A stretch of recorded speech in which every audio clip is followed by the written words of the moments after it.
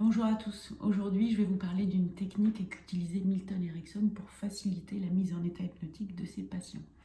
Et cette technique elle est intéressante puisqu'elle a été reprise de nombreuses fois par des politiques et aussi par les gens du marketing parce que c'est une technique d'influence qui incite la personne à aller dans le sens de ce que vous dites. Donc c'est pas inintéressant. Donc cette technique, ça s'appelle le Yes 7 et on a le pendant du Yes 7 qui s'appelle le No 7. Le Yes 7, c'est faire en sorte, on pose des questions à son interlocuteur et on fait en sorte qu'il réponde oui plusieurs fois.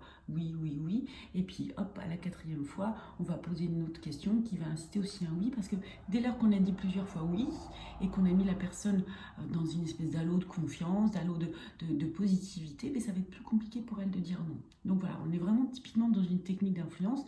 Alors Milton Erickson pouvait commencer une induction du type écoutez là, vous entendez le son de ma voix, donc oui évidemment, et vous êtes assis là à côté de moi, oui, et vous pouvez voir en face de vous le mur, oui, et vous êtes confortablement installé, vous pouvez sentir le contact de vos pieds au sol, oui, et vous pouvez vous laisser tranquillement de plus en plus descendre, plus ou moins rapidement dans cet état. Oui, donc vous voyez, le fait de poser plusieurs fois des questions qui incitent le oui, quand il suggère la détente, eh bien la personne répond plus facilement au oui, elle se laisse aller. S'il avait posé la question directement, il aurait pu tomber sur des résistances. Donc il fait sauter les résistances grâce au Yes 7.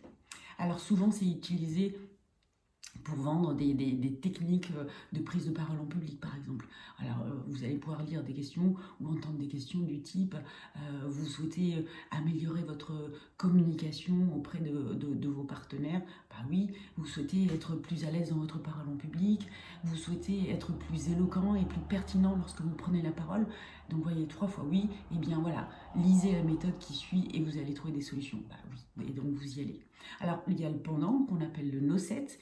Le no set, c'est obtenir un non de consentement. Donc, ça revient un petit peu au même. On va chercher à trouver voilà, une espèce de halo de confiance, toujours selon le même principe. Alors, le no set, ça va être... Par exemple, en ce moment, ça va être « Mais vous voulez vraiment continuer à être pris pour des moutons comme ça? Vous voulez vraiment qu'on fasse passer cette loi-là? Vous voulez vraiment qu'on continue à nous prendre pour des imbéciles à suivre ?» Donc, systématiquement, vous répondez non. Et la quatrième suggestion, ça va être « Et vous voulez vraiment voter pour mon concurrent ?» Eh ben non, évidemment. Donc, technique d'influence. Alors, ça marche aussi très bien dans un couple. Hein. Si vous souhaitez regarder un programme télé et que vous n'êtes pas sûr que votre conjoint accepte, vous pouvez utiliser cette technique du Yes 7 avec du type on a passé une chouette journée aujourd'hui, mon chéri, tu trouves pas? Eh ben oui. Il a fait beau en plus, hein, ouais. C'était chouette la soirée téloche qu'on s'est fait l'autre jour. Donc là aussi, vous voyez, oui, oui, oui. Et ça te penche qu'on regarde la télé encore ce soir? Oui. Et ben tu vois, ce soir sur France 2, il y a un petit film qui a l'air aussi sympa que celui qu'on a vu l'autre fois. Et donc là, pour le coup, c'est compliqué pour lui dire non. Il a fini les disputes par rapport au programme télé. C'est pas chouette ça? Bon, essayez de meilleur au pire. Ça marche. À bientôt.